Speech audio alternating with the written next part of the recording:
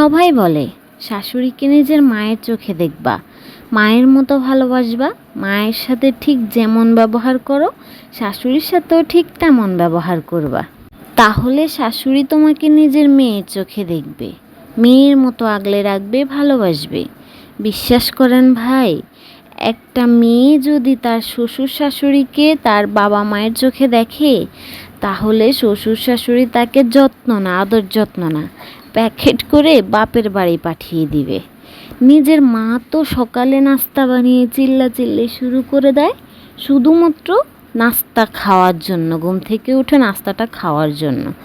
তারপরও রান্নাবান্না থেকে শুরু করে সংসারের সকল যাবতীয় কাজ শেষ করেও মা সন্তানের মুখে ভাত তুলে দেয়। আর আমরা মেয়েরা মায়ের সাথে কি করি? সারাদিন চিল্লাচিল্লি করি, রাগ দেখাই, একটা বকা দিলে 10টা কথা শুনিয়ে দিই মাকে। আমরা যত হাজার রাগ দেখাই না কেন, যতই কথা শোনাই না কেন, মা তো সব কিছুই সহ্য করে নেয়, তাই না?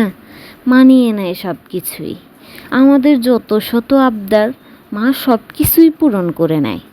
এখন বলেন, আমরা মায়ের সাথে যেমন রাগ জেদ দেখাই, চিল্লাচিল্লি করি, কিন্তু মা যেমন আমাদেরকে ডেকে ডেকে খাওয়ায়, আমরা সংসারের কোনো কাজও করি না মেয়েরা। এখন কি আমরা তাহলে শ্বশুর বাড়িতে গিয়ে এমনটা করব?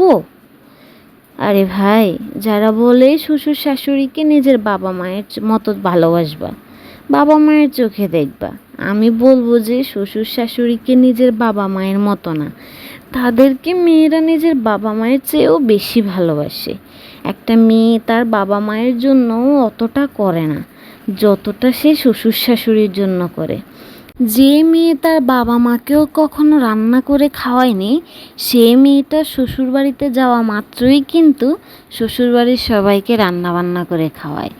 যে মেয়েটাকে নাস্তা বানিয়ে চিল্লানোর পরও সময় মতো উঠে নাস্তাটাও খায় না, সেই মেয়েটা শ্বশুরবাড়িতে সকালে উঠে নাস্তা বানিয়ে রেডি করে শ্বশুরবাড়ির সবাইকে ডেকে ডেকে খাওয়ায়। কেন করে এসব মেয়েরা? কেন এত কাজ করে, এত কষ্ট করে রান্না বান্না করে সবাইকে খাওয়ায়? শুধুমাত্র শ্বশুর শাশুড়ির মন পাওয়ার জন্য। এত কিছুর পরেও কিন্তু শ্বশুর শাশুড়ির মন পাওয়া অনেক মুশকিল ভাই। তাদের মন এত সহজে পাওয়া যায় না। যত কিছুই আপনি করেন না কেন, একটু থেকে একটু কিছু হলেই দোষ খুঁজতে ব্যস্ত সবাই। আর অন্যদিকে আমাদের মা, আমরা সারা দিনে যদি কোনো কাজও না করি তাদের কোনো অভিযোগ থাকে না। আর একটুখানি কাজ করলে মা কতখানি খুশি হয়ে যায়। আর শ্বশুর শাশুড়ির জন্য দিন রাত 24 ঘন্টা এক করে গাধার মতো খাটলেও তাদের মন পাওয়া যায় না।